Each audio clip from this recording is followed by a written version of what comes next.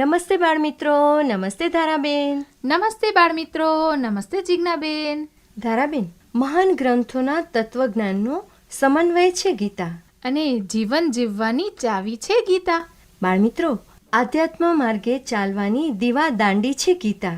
અને આપણા અંતરનો પ્રકાશ છે ગીતા. વેદો ઉપનિષદોનો અર્ક છે ગીતા.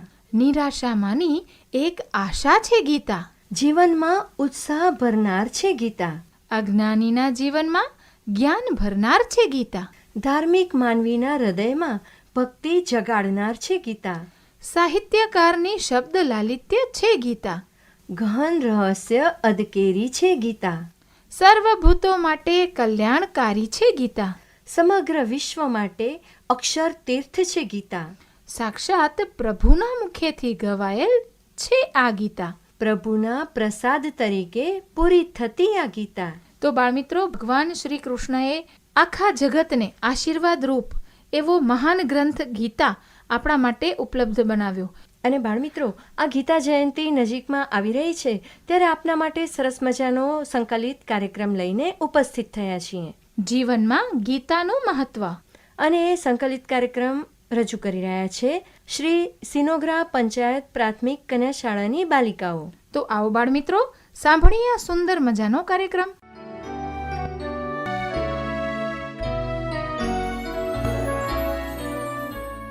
આજે શ્રી સેનુગ્રા કન્યા શાળાની બાલિકાઓ તાલુકો અંજારની શ્રીમદ ભગવદ્ ગીતાને અનુલક્ષીને પોતાનો સાર રજૂ કરવા આવી રહી છે. નમસ્તે શ્રોતા મિત્રો, વડીલો.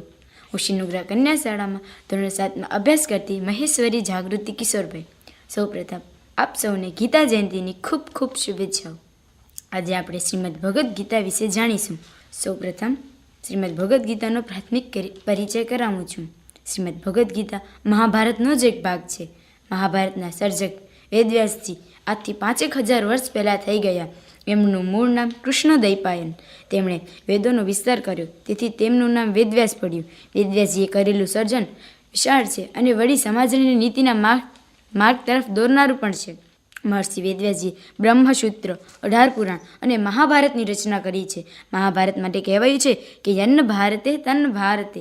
મહાભારતના 18 પર્વ અને 1,00,000 શ્લોક છે. તેના લહિયા એટલે કે લેખક ગણપતિજી છે. આ મહાભારતના ભીષ્મ પર્વમાં 18 અધ્યાય અને તેના 700 શ્લોક એ જ શ્રીમદ ભગવદ્ ગીતા. શ્રીમદ ભગવદ્ ગીતામાં જ્ઞાન, કર્મ અને ભક્તિનો સમન્વય મુખ્યત્વે જોવા મળે છે. ભગવાન શ્રી કૃષ્ણ અર્જુનને સંબોધીને માનવ માત્રને ઉપદેશ આપી રહ્યા છે. શ્રીમદ ભગવદ્ ગીતા એ જીવન જીવવાનો ગ્રંથ છે, એક મોટિવેશનલ ગ્રંથ છે. કહેવામાં કંઈ જ ખોટું નથી. શ્રી કૃષ્ણ દ્વારા અર્જુનને જે બોધ આપવામાં આવ્યો તે બોધ કુલ 18 અધ્યાયના 700 શ્લોકમાં સમાયેલો છે, જે શ્રીમદ ભગવદ્ ગીતા તરીકે ઓળખાય છે. શ્રીમદ ભગવદ્ ગીતા માટે કહેવાયું છે કે સર્વોપનિષદો ગાવો દોગ્ધા ગોપાલનંદન પાર્થો વત્સ સુધીર ભોક્તા દુગ્ધમ ગીતામૃતમ મહત. અર્થાત સર્વ ઉપનિષદ ગાયો છે. ગોપાલનંદન એટલે શ્રી કૃષ્ણ તેના દોહનારા છે. અર્જુન વાછરડો છે. ગીતા મૃતરૂપી શ્રેષ્ઠ દૂધ છે અને બુદ્ધિશાળી મનુષ્યો તેના ભોગતા એટલે કે પીનારા છે. એટલે જ કહેવાયું છે ગીતા સુગીતા કર્તવ્યા કિમન્યેહી શાસ્ત્ર વિસ્ત્રેહી યા સ્વયં પદ્માનાભસ્ય મુખ્ય પદ્મદ્વિની શ્રુતા. અર્થાત જે સ્વયં પદ્મનાભ વિષ્ણુના મુખકમળમાંથી નીકળી છે એ ગીતાના મૂલ્યોને જીવનમાં સ્થાન આપવું જોઈએ. અન્ય શાસ્ત્રોમાં જે જ્ઞાનનો વિસ્તાર છે તે બધું જ અહીં સાર રૂપે મળી રહે છે. અસ્તુ. નમસ્કાર, હું બુઢ્ઢા કસ્બાનું જાવેદભાઈ આજે તમારી સમક્ષ ગીતાજી અનુસાર એક વાત જણાવીશ. આ વિશ્વમાં અનેક લોકો વસે છે. તે પૈકીના કેટલાક લોકો એવા છે કે તેમના વાણી, વિચાર, વર્તન અને વ્યવહાર મુજબ અન્ય લોકો તેમને અનુસરતા હોય છે. આવા શ્રેષ્ઠ લોકો જે કાર્ય કરે છે તેને જ લોકો સાચું કે યોગ્ય ગણીને એમને અનુસરે છે. શ્રીમદ ભગવદ્ ગીતામાં આ ચિંતન સુંદર રીતે મૂકવામાં આવ્યું છે. કોઈ મહાન વ્યક્તિ કે ઘરના વડીલ જે કોઈ શ્રેષ્ઠ અને સંસ્કારભર્યું આચરણ કરે છે તે એક પરંપરા બની રહે છે. તેને સમાજના બાકીના લોકો પણ અનુસરે છે. શ્રીમદ ભગવદ્ ગીતામાં કહેવાયું છે કે યદ યદ આચરતી શ્રેષ્ઠ તત્તદ્દેવેતરો જનઃ સ યત્ પ્રમાણમ કુરુતે લોકસ્તદનુવર્તતે. અર્થાત શ્રેષ્ઠ પુરુષ જે આચરણ કરે છે અન્ય મનુષ્ય તે જ આચરણ કરે છે. તે જે પ્રમાણિત કરે છે લોકો તેને અનુસરે છે. ચાલો મિત્રો, આજે હું આવી જ એક વાત કહું. અવની અને અમરનો જન્મ શહેરમાં અને ઉછેર પણ શહેરમાં જ. તેમના દાદા દાદી ગામડે ખેતરોની વચ્ચે રહેતા હતા. ઉનાળાની રજાઓ પડી અને અવની અમર માતા પિતા સાથે ગામડે જવા ઉપડ્યા. ખેતરમાં દેશી આંબા હતા. તેની કેરી પકવવા માટે ઘાસમાં મૂકેલી હતી. તેની સુગંધથી અવની અને અમર ખુશ થઈ ગયા. તે તો ખેતરે જઈને ચડ્યા આંબાની ડાળે. આમે બેસીને દેશી કેરી ચૂસવાની ભાઈ બહેનને મજા પડી ગઈ. તેમણે જોયું કે નીચેની ડાળીઓ પરની કેરીઓ ઉતારી લેવાયેલી, પણ છેક ઉપરની મોટી ડાળ પર તો કેરીઓ ઝૂલતી હતી. ઉપરની ડાળ પર લટકતી કેરીઓ જોઈ અવનીને પ્રશ્ન થયો, આ ઉપરની ડાળીની કેરી કેમ નહીં ઉતારી હોય? એ તો દાદા જ જાણે. ચાલ જઈને પૂછીએ. દાદા ખુરશીમાં બેસી વિનોબા ભાવેનું પુસ્તક વાંચી રહ્યા હતા. દાદા, પેલા આંબાની ઉપરની ડાળે તો પકવવા મુકાય એવી કેટલી બધી કેરીઓ છે. હા, ધ્યાનથી જો, બધા આંબા પર એમ જ છે. આટલી બધી કેરીઓ કેમ નહીં ઉતારી? છેક ઉપરની ડાળીઓ પરથી કેરીઓ નહીં ઉતારવી એ આપણી પરંપરા છે. અમર અને અવની દાદા સામે વિસ્મયથી જોઈ રહ્યા. અડધી પડધી કેરીઓને તો પક્ષીઓ જ ખાઈ ગયા. બસ એટલા જ માટે આપણને કેરી ભાવે એમ પોપટ, કોયલ, કાબરને ભાવે જ ને. જુઓ, આ વિશે વિનોબાજી શું કહે છે. દાદા, વિનોબાજી એ કોણ? વિનોબાજીને આધુનિક યુગના ઋષિ કહી શકાય. આઝાદીના સમયગાળા દરમિયાન દેશવાસીઓને માર્ગદર્શન આપવામાં તેમનો મોટો ફાળો. વિનોબાજી કહે છે, જ્યાં સુધી હું તુલસીને પાણી ન પાઉં ત્યાં સુધી મારી મા મને ખાવા નથી આપતી. ઝાડ પાનની સેવા કર્યા વિના ખાવું નહીં. બાળપણથી જ આ સંસ્કાર મને મા તરફથી મળ્યા. ભોજન કરતાં પહેલાં તુલસીને છોડને પાણી પાવું, ગાયને કૂતરા માટે કંઈક અલગ રાખવું એ ભારતીય સંસ્કૃતિમાં કંઈક આપવાની વાત છે. માણસ એકલો નથી, આ વૃક્ષ વનસ્પતિ છે, પશુ પંખી છે, એ બધાને આપણે જ ખાઈ પીએ છીએ ને. તેમાં કંઈક ને કંઈક ભાગ છે. આવી ભાવના ભારતીય સંસ્કૃતિમાં છે. વિનોબાજી એક દિવસ સવારે ચાલવા નીકળેલા. ત્યારના ખેડૂત સાથેના સંવાદ પ્રમાણે, અરે, આ પક્ષીઓ તારો ઊભો પાક ખાઈ જાય છે, તારું ધ્યાન છે કે નહીં? અરે ભાઈ, હજુ તો સૂર્યનારાયણ આવી રહ્યા છે. હમણાં થોડો વખત તેમને ખાઈ લેવા દઉં, પછી ઉડાડી છે. આ ધ્યાન પર તેમનો અધિકાર છે ને. વિનોબાજી જેવા પુરુષો આપણી સંસ્કૃતિ અને પરંપરાના વાહક બન્યા છે. હું પણ તેમની જેમ જ પરંપરાઓને જાળવી રહ્યો છું. અમે પણ જાળવીશું. અસ્તુ. નમસ્તે, હું મહેશ્વરી આનંદી લક્ષ્મણભાઈ આજે તમને ગીતાજીમાં રહેલા સ્થિત પ્રજ્ઞ વિશે વાત કરીશ. શ્રીમદ ભગવદ્ ગીતામાં 2 અધ્યાયમાં સ્થિત પ્રજ્ઞના લક્ષણોની વાત કરવામાં આવી છે. અર્જુને શ્રી કૃષ્ણને યુદ્ધભૂમિમાં પૂછ્યું કે સ્થિત પ્રજ્ઞ કોને કહેવાય, એ કેવો હોય, કેવી રીતે બોલે, તેનું વર્તન કેવું હોય તે વિશે મને કહો. ત્યારે શ્રી કૃષ્ણને અર્જુનને સ્થિત પ્રજ્ઞાના લક્ષણો વર્ણવ્યા. જે મનુષ્ય કોઈ પણ પરિસ્થિતિમાં પોતાની સ્થિરતા ગુમાવતો નથી તે ખરા અર્થમાં સ્થિત પ્રજ્ઞ છે. દુઃખેષનુદ્વિગ્ન મનઃ સુખેષુ વિગત સ્પૃહ વીતરાગ ભય ક્રોધ સ્થિત ધીર મુનિરુચ્યતે. અર્થાત દુઃખોમાં ઉદ્વેગ રહિત છે, સુખોમાં જેની સ્પૃહા જતી રહી છે, જેના રાગ, ભય, ક્રોધ નાશ પામ્યા છે, તે મુનિ સ્થિર બુદ્ધિનો કહેવાય. તો આજે હું તમને સ્થિત પ્રજ્ઞ વ્યક્તિની એક કથા કરું છું, તો આપ સૌ સાંભળજો. અયોધ્યાના રાજા દશરથને 4 પુત્રો હતા, રામ, ભરત, લક્ષ્મણ અને શત્રુઘ્ન. રામના માતા કૌશલ્ય હતા, ભરતના માતા કૈકેયી હતા, લક્ષ્મણ અને શત્રુઘ્નના માતા સુમિત્રા હતા. 4 કુમારોમાં સૌથી મોટા શ્રીરામ અત્યંત પ્રતિભાશાળી, મધુરભાષી, નિર્ભિમાની, ગુસ્સે ન થનારા, સંયમી અને સ્થિર બુદ્ધિવાળા હતા. તેથી જ પ્રજામાં અત્યંત પ્રિય હતા. સમય જતાં દશરથ રાજા વૃદ્ધ થયા. તેઓ ઈચ્છતા હતા કે પોતાની ઉપસ્થિતિમાં જ રામ રાજગાદી સંભાળી લે. સભાજનો, તમે સૌ જો સંમતિ આપો તો હું આવતીકાલના શુભ દિને જ મારા મોટા પુત્ર રામનો રાજ્યાભિષેક કરું. અહો, આ તો અમારું સદભાગ્ય. અમારી સૌની સંમતિ છે. દશરથ રાજાએ મંત્રી સુમંત્રને બોલાવીને કહ્યું, સુમંત્રજી, તમે તરત જ જાઓ અને રામને અહીં તેડી લાવો. જેવી આજ્ઞા મહારાજ. સુમંત્ર તરત જ ગયા અને શ્રી રામને સન્માનપૂર્વક રથમાં બેસાડીને રાજા દશરથ પાસે લઈ આવ્યા. શ્રી રામે પિતાને વંદન કરીને પૂછ્યું, પિતાજી, આપના સંદેશ પ્રમાણે હું આવ્યો છું. આપ આદેશ કરો, મારે શું કરવાનું છે? દશરથ રાજાએ અત્યંત વહાલથી કહ્યું, પુત્ર, તારા ઉમદા ગુણોને કારણે મને અત્યંત પ્રિય છે. રાજ્યસભાની સર્વસંમતિ અને સ્વયં મારી પણ એવી ઈચ્છા છે કે આવતીકાલે સવારે પુષ્પયોગમાં તારો રાજ્યાભિષેક થાય. શ્રીરામે વંદન કરીને કહ્યું, જેવી આપની આજ્ઞા પિતાજી. આ સમાચાર સમગ્ર અયોધ્યા નગરીમાં પ્રસરી ગયા. આજુબાજુ પ્રસન્નતા હતી. લોકો શ્રીરામનો જય જયકાર કરવા લાગ્યા. દશરથ રાજાએ કુલગુરુ મહર્ષિ વશિષ્ઠ પાસેથી શ્રીરામના રાજ્યાભિષેકની તૈયારી અંગેની માહિતી જાણ્યા બાદ સભાજનોને વિદાય આપી. દિવસના અંતે રાજા આ શુભ સમાચાર આપણા રાણી કૈકેયીના ભવનમાં ગયા. બીજા દિવસની સવાર પડી. મહર્ષિ વશિષ્ઠ સહિત અન્ય લોકો રાજ્યસભામાં એકઠા થયા. સૌને મહારાજા દશરથની પ્રતીક્ષા હતી. સૌ ચિંતામાં પડ્યા. મહારાજ હજુ કેમ ના આવ્યા? બીજી બાજુ સુમંત્ર ઉતાવળે પગલે શ્રી રામના ભવને પહોંચ્યા ને બોલ્યા, શ્રી રામ, મહારાજ દશરથ આપને તત્કાળ મળવા માંગે છે. શ્રી રામ સુમંત્રની સાથે રાજભવન પહોંચ્યા. મહારાજ તેમના કક્ષમાં ન હતા, કોપ ભવનમાં હતા.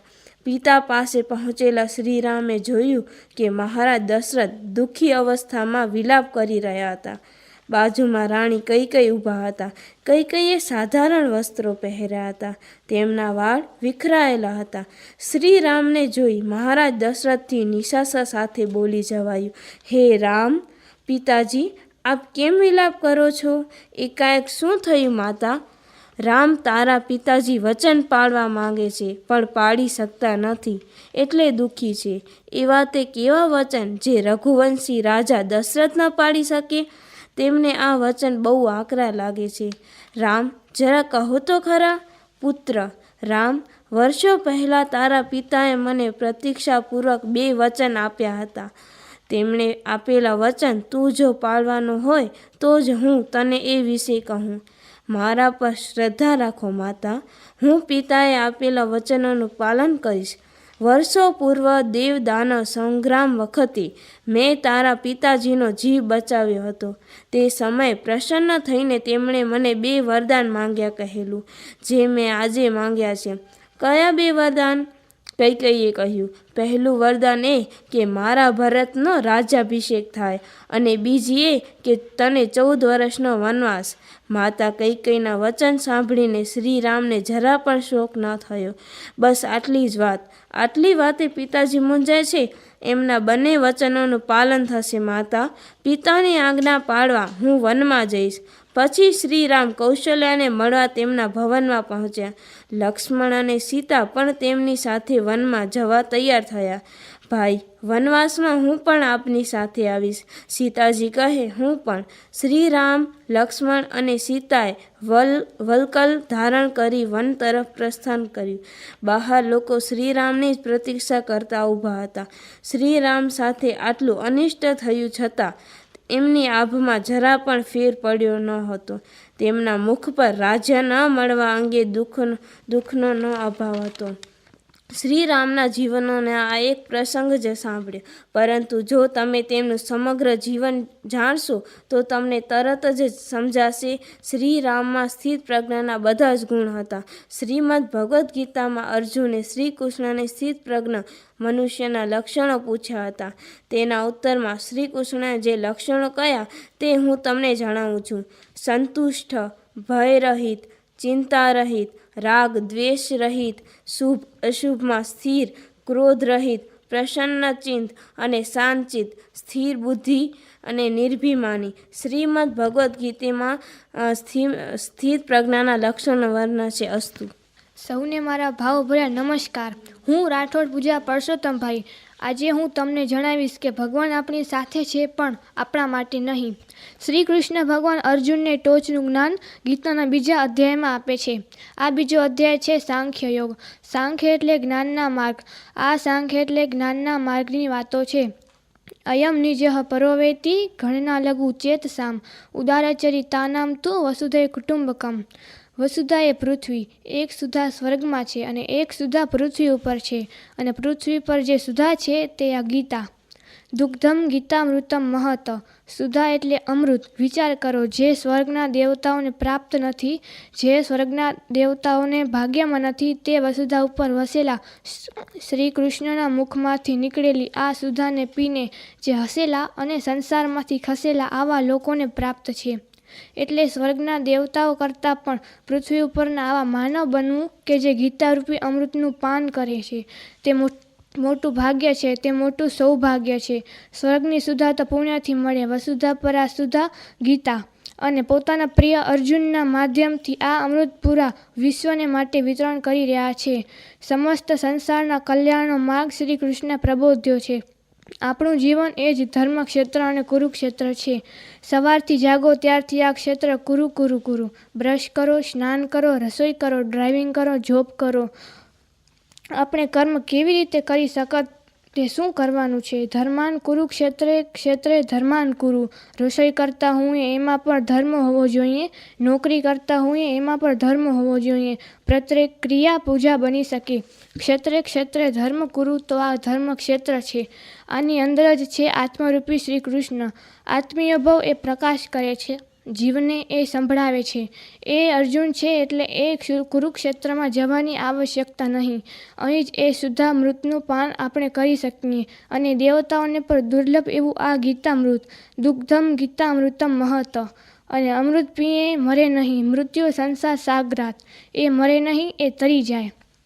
અર્જુનને યુદ્ધ માટે તૈયાર કરે છે અને આ કુરુક્ષેત્ર છે અને એમાં આપણે અર્જુન બનીને ઊભા રહેવાનું છે. યુદ્ધને માટે સામનો કરવાનો છે. જીવનમાં સંઘર્ષો આવશે, સંકટો આવશે, પણ એ સંઘર્ષોથી અને સંકટોથી ભાગે એ વિઘ્નોથી ભાગે. એ શામૃગી વૃત્તિ એ સમસ્યાઓનું સમાધાન નથી. એ સ્વયં એક સમસ્યા છે. તોફાન આવવાનું હોય અને શામૃગ રેતીમાં મોઢું નાખી દે એટલે તોફાન આવવું તો અટકી જશે. એને શામૃગી વૃત્તિ કહે છે. એ પલાયનવાદ છે. તો આ જીવનનું નામ જ છે સંઘર્ષ. માણસ જન્મે છે ત્યારથી જ સંઘર્ષ શરૂ થઈ જાય છે. સ્વાશ્રયી બનવા માટે એ સંઘર્ષ કરે છે. ઘણીવાર તો એ જન્મે છે ત્યારથી જ વ્યક્તિ એવી રીતે જન્મે છે કે એનો સંઘર્ષ કરવો પડે. જીવવા માટે એ સંઘર્ષ કરે છે અને શ્રી કૃષ્ણે પોતે એ રીતે જન્મીને લીલા કરીને આપણને બતાવ્યું છે. જન્મ્યા જેલમાં, જન્મ્યા ત્યારથી સંઘર્ષ. જન્મ્યા અને એ રાતે જ થોડી મિનિટોમાં જ ભાગવું પડ્યું. જન્મીને આટલા જલ્દી મુસાફરી કરવી પડી અને કોઈ આવીને પૂછે, બાબો ક્યાં ગયો? કહેવાનું બહાર ગામ. જન્મીને પછી આટલી જલ્દી મુસાફરી કોણે કરી હશે? ભાઈ, ત્યારથી સંઘર્ષ થાય. આ જીવન કુરુક્ષેત્ર છે અને એમાં આપણે લડવું જ પડશે. એક વસ્તુ સમજવાની છે, આ યુદ્ધમાં ભગવાન આપણી સાથે છે પણ આપણા માટે નહીં. એ આપણને એકલા નથી મૂકતા, રેઢા નથી મૂકતા. એ આપણે જોડે જ છે. એ આપણી સાથે હંમેશા રહે છે. God is always with you but he is remember not for us. યુદ્ધ આપણું છે, આપણે લડવાનું છે. અસ્તુ. નમસ્તે, હું મહેશ્વરી પ્રાચી હીરાલાલભાઈ આજે તમારી સમક્ષ ગીતાજી અનુસાર એક વાત જણાવીશ. શ્રીમદ ભગવદ્ ગીતામાં જ્ઞાન, કર્મ અને ભક્તિનો મહિમા ગવાયો છે. એવો જ મહિમા શ્રદ્ધા અને સંયમનો પણ છે. જે વ્યક્તિ પોતાના તન અને મન પર નિયંત્રણ રાખી શકે છે તે વ્યક્તિ આત્મશ્રદ્ધા દ્વારા જ્ઞાનને પ્રાપ્ત કરી પરમ શાંતિ પામે છે. શ્રદ્ધા વા લભતે જ્ઞાનમ તત્પર સંયતે દ્રિય જ્ઞાન લબ્ધવા પરા શાંતિમ અચિરેણાધિગચ્છતિ. ઇન્દ્રિયોને સંયમમાં રાખનારો તત્પર શ્રદ્ધાવાન મનુષ્ય જ્ઞાનને પામી તે તરત જ પરમ શાંતિ પામે છે. સદીઓ પહેલાંની વાત છે ત્યારે વિદ્યાર્થીઓ ગુરુનો આશ્રમ તપોવન કહેવાતો. આશ્રમમાં આરુણી નામનો એક વિદ્યાર્થી ભણતો. ગુરુની આજ્ઞા તેના માટે સર્વસ્વ. આરુણી સૌ છાત્રોની સાથે બેસી રસોડામાં જમતો. એક વખતની આ વાત છે. ચોમાસાનું સમય હતું. વરસાદ શરૂ થતાં ધૌમ્ય ઋષિ એ આદેશ આપ્યો, વત્સ, ખેતરની પાળ બાંધવી જોઈએ. ગુરુમાં શ્રદ્ધાવાન આરુણી તરત જ તૈયાર થયો અને તે ખેતરની દિશામાં ચાલવા લાગ્યો. રાતનો સમય હતો. આરુણી પાળ બાંધવા લાગ્યો. થોડી વારમાં જ વધુ વરસાદ શરૂ થઈ ગયો. પાણીનો પ્રવાહ એટલો ધસમસતો હતો કે નાખેલી માટી તરત જ ધોવાઈ જતી હતી. બીજો કોઈ રસ્તો ન સૂઝ્યો એટલે તેણે એક યુક્તિ કામે લગાડી. પોતે તે તૂટેલી પાળ પર સૂઈ ગયો. આશ્રમમાં ગુરુજીને આરુણીની ચિંતા થવા લાગી. ગુરુજી 2-3 શિષ્યો લઈ આરુણીને શોધવા નીકળી પડ્યા. આરુણી, પુત્ર આરુણી, તું ક્યાં છે? ખેતરની પાળ બનીને સૂતેલો આરુણી ગુરુનો અવાજ સાંભળી તરત જ ઊભો થયો. ગુરુજી, હું અહીં છું. આરુણી, મારી આજ્ઞાનું પાલન કરવા તે જાતની પણ ચિંતા ન કરી. તારું કલ્યાણ થયું. હવેથી તું ઉદાલક નામે ઓળખાઈશ. સમય જતાં ઉદાલક મહાન ઋષિ બન્યા. અજ્ઞાની તથા અશ્રદ્ધાળુ અને વિશેષ કરી વહેમી મનુષ્ય કલ્યાણ માર્ગથી ભ્રષ્ટ થાય છે. તેમાં સંશયયુક્ત મનુષ્યનો આ લોક સુધરતો નથી, પરલોક સુધરતો નથી અને તે સુખરૂપે મોક્ષ પણ મળતું નથી. તો આપણે સૌએ માતા પિતા, ગુરુજનોમાં અને ઈષ્ટદેવમાં પૂરી શ્રદ્ધા રાખવી જોઈએ. ધન્યવાદ. નમસ્તે, હું રાવળ લક્ષ્મી ચંદુભાઈ. ભગવદ્ ગીતામાં યજ્ઞ શું છે તે સમજાવતા કહે છે કે હે અર્જુન, યજ્ઞ સિવાયના જે કર્મ છે તે જીવને બાંધે છે, યતન તરફ લઈ જાય છે. તેથી તું યજ્ઞ કર. હવે યજ્ઞ કર્મ એટલે શું? વેદી બનાવી, તેમાં અગ્નિ પ્રગટાવી, તેમાં હોમ કરવા બેસી જવાનું? ના, શ્રી કૃષ્ણ કહે છે યજ્ઞ કર્મ એટલે તું ભગવાનને નિમિત્તે કર્મ કર. ભગવાન કોણ? સત્ય સ્વરૂપ એવું કર્મ કર જેમાં સત્ય હોય, ખોટું કરીશ નહીં. ભગવાનના નિમિત્તે કર્મ કર. ભગવાને જે કરવાનું કહ્યું છે તે જ કર. ભગવાને જે કહ્યું છે તે જ ધર્મ છે. ભગવાનની આજ્ઞાનું પાલન કરવું એ જ ધર્મ. ભગવાને ગીતામાં, વેદ પુરાણમાં આજ્ઞા કરી છે. ભગવાનની આજ્ઞા એટલે શાસ્ત્રો, એટલે ભગવાનની આજ્ઞા અને એનું પાલન એ જ ધર્મ. તેથી ભગવાનને માટે કર્મ કરો, સમાજ માટે કર્મ કરો, ભગવાનને પ્રસન્ન કરવા માટે કર્મ કરો. ભગવાન પ્રસન્ન ક્યારે થાય? શું પાપ ન કરીએ તો? ના, ધર્મના માર્ગ ચાલી અને કર્મ કરશો તો ભગવાન પ્રસન્ન થશે. આસ્કિત છોડીને કર્મ કર, ફળની આકિત વગર કર્મ કર. જેને માટે આપણને પ્રેમ હોય તેને માટે આપણને કંઈક કરી એ તો બદલાવમાં કંઈ પણ ઈચ્છીએ નહીં, ફળની આસ્કિત રહે નહીં. અરે, જેને માટે આપણને પ્રેમ છે તેને માટે આપણને કંઈક કરીએ અને એ થેક્યું કહેતું આપણને ગમે નહીં. આપણને એમ થાય કે તો તમે અમને હજી તમારા માન્યા નથી. પ્રેમમાં થેક્યું જેવા શબ્દની જરૂર જ ક્યાં છે? બસ તમે પ્રસન્ન થાઓ એટલે બધું મળી ગયું. મારા કર્મથી તમને પ્રસન્નતા થઈ, તમે રાજી થયા, બસ અમને બધું મળી ગયું. આ વૃત્તિ એટલે ફ્લાસ્કિતનો ત્યાગ. પછી બીજી વાત, સમાચાર. તું તારી કર્મોને સમ્યક પ્રકારથી કર, ડૂબીને કર, પૂરી શિષ્ટાથી કર. જેને માટે પ્રેમ છે એને માટે તમે કંઈ પણ કરશો એ ડૂબીને કરશો, દિલથી કરશો. એમાં ગરબડ ગોટો અને પ્રભુ માટે એવું નહીં જોવા મળે. જ્યાં પ્રેમ ન હોય ત્યાં માણસ કરવા ખાતર કામ કરે છે, એમાં જીવન રેડે. કામમાં ફ્લાસ્કિત નહીં, કામ એકાગ્રતાથી કરવું અને કામમાં બદલાવ કંઈ પણ ઈચ્છા રાખવી નહીં. આ ત્રણેય વસ્તુ માત્ર ને માત્ર પ્રેમ હોય તો જ થાય. ભગવાન માટે પ્રેમ હશે, સત્ય માટે પ્રેમ હશે તો તમે એના નિમિત્તે કર્મ કરશો. જો ભગવાન માટે પ્રેમ હશે તો તમારું કર્મ ફળની આસક્તિ રહિત હશે. ભગવાન માટે પ્રેમ હશે તો જીવ રેડીને દિલથી કર્મ કરશો. અને કહેવાય યજ્ઞ બાકી, બધી મજૂરી બાકી. બધું વેઠ અને થકવી નાખે છે. વેઠના બદલાવમાં મળે અને મજૂરી કહેવાય, પ્રસાદ ન કહેવાય. પૂજા કરો એને જે મળે એ પ્રસાદ. પ્રસાદ એટલે પ્રસન્નતા. આ પ્રકારનું કર્મ કરવામાં એટલો આનંદ આવે કે એ કર્મ સિવાયનું બધું ગૌણ થઈ જાય, જેને અંગ્રેજીમાં સેટિસ્ફેક્શન કહે છે. જે જોબ સેટિસ્ફેક્શન તો બાકીની બધી વસ્તુઓ ગૌણ થઈ જાય છે. આનું નામ યજ્ઞ અસ્તુ. નમસ્કાર બાળ મિત્રો. તો આપણે આજે ગીતાજી વિશેની માહિતી સિનુગ્રા કન્યા શાળાની વિદ્યાર્થીનીઓ દ્વારા સાંભળી. તો શ્રીમદ ભગવદ્ ગીતા જે છે એ આપણો પોતાનો ગ્રંથ છે, અને ખાલી આપણો જ નહીં પણ પ્રત્યેક પ્રાણી માત્ર માટેનો આ ગ્રંથ છે. આને જીવવા માટે આપણે કેવી રીતના જીવન જીવવું, આપણે વિદ્યાલયમાં અભ્યાસ કરતા હોઈએ ત્યારે આપણે ઘણી બધી વખત આપણી ભૂલો થતી હોય, આપણે શિક્ષકો પૂછતા હોય કે આજે તે પ્રશ્નો તૈયાર કર્યા છે કે નથી કર્યા, ત્યારે આપણે ન આવડતા એટલે આપણે ત્યારે હતાશ થઈ જઈએ કે હવે મારે શું કરવું, બેન મને વઢશે. તો આપણે શું કરીએ પછી ઘરે જઈને કે હવે મારે ભણવું નથી. કેમ? તો કે આપણે લેસન આપણે આવડતું ન હોય, સમજાતું ન હોય, આવી રીતના આપણે નાસી જઈએ ત્યાંથી. તો ગીતાજી આપણે એ જ શીખવે છે કે આપણે નથી આવડતું તો આપણે ત્યાંથી ડરવાનું નથી, આપણે એના માટે પ્રયત્ન કરવાનો છે. અર્જુન પણ આ બધાને સગાવાલાને જોઈને જો ગીતાજીમાં આપણે જોયું ત્યાં નીકળી નથી ગયા, તો યુદ્ધ કરવા માટે ભગવાન એને તૈયાર કરે છે. એમ આપણે પણ જ્યારે અભ્યાસ કરીએ છીએ આપણે ખૂબ ખૂબ આગળ નીકળવાનું છે, ત્યારે આપણે પણ અર્જુનની જેમ જ્ઞાનને લેવાનું. અર્જુને ભગવાન પાસેથી જેમ જ્ઞાન લીધું એમ આપણે આપણા શિક્ષકો પાસેથી, આપણા માતા પિતાઓ પાસેથી, અને આપણો ગીતા જ જેવો અદ્ભુત ગ્રંથ આપણે સૌને પ્રાપ્ત થયો છે, ત્યારે આપણે એમાંથી કંઈક ને કંઈક શીખતા રહેવાનું. અને આપણે પણ અર્જુનની જેમ આપણું જે કર્મ છે, આપણે તો વિદ્યાર્થી છીએ એટલે આપણું કર્મ શું હોય તો સતત અને સતત આપણે અભ્યાસ કરવાનો, આપણે ભણતા રહેવું, એ આપણું કર્મ છે. તો આપણું કર્મ છે એ ક્યારે પણ આપણે ચૂકવું જોઈએ નહીં. એટલે આપણું કર્મ ગીતાજીના આધારે ભણવાનું છે, તો એ કર્મ આપણે સતત અને સતત કરતા રહીશું તો અર્જુનની જેમ આપણે પણ સારું રિઝલ્ટ પ્રાપ્ત કરી શકશું અને સૌથી આગળના ક્રમાંકે આપણે જશું, જેથી આપણું જ્ઞાન પણ વધશે, આપણું નામ પણ વધશે. તો ગીતાજીમાં કર્મની ખૂબ વાત કહી છે. આપણે આપણા કર્મથી ક્યારેય પણ દૂર થવું જોઈએ નહીં. અને ગીતાજીની અંદર એક જ્ઞાન કર્મ સંન્યાસ નામનો પણ યોગ છે. તો ભગવાન કહે છે કે જ્ઞાન જે છે એ સૌથી ઉત્તમ છે.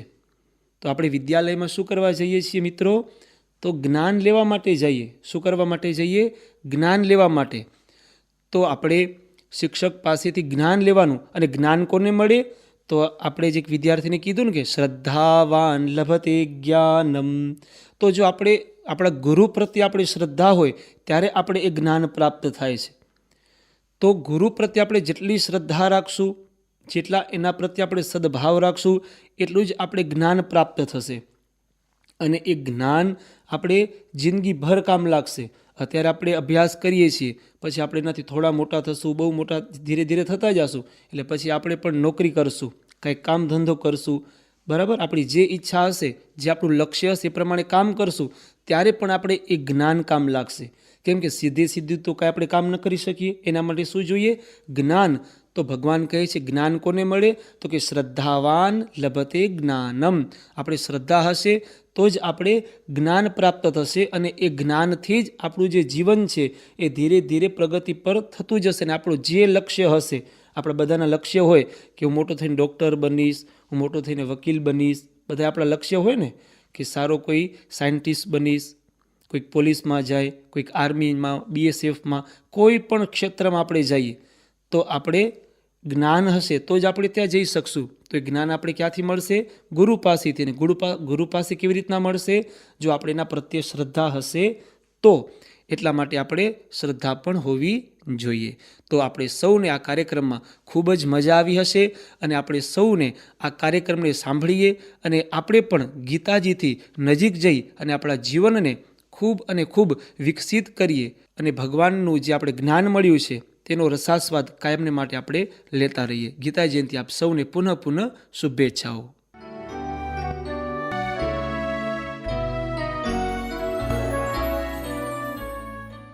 જીવનમાં ગીતાનું મહત્વ.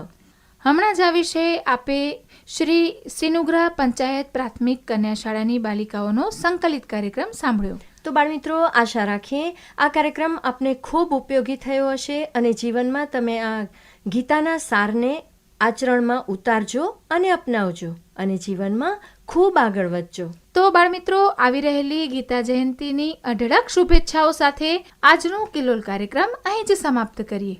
ફરી મળીશું આવતા રવિવારે સાંજે 6:30 વાગે આકાશવાણીના ભુજ કેન્દ્ર પર આપના મનપસંદ કાર્યક્રમ કિલ્લોલમાં. તો ત્યાં સુધી આવજો બાળ મિત્રો, આવજો જિજ્ઞાબેન. આવજો બાળમિત્રો, આવજો ધારાબેન.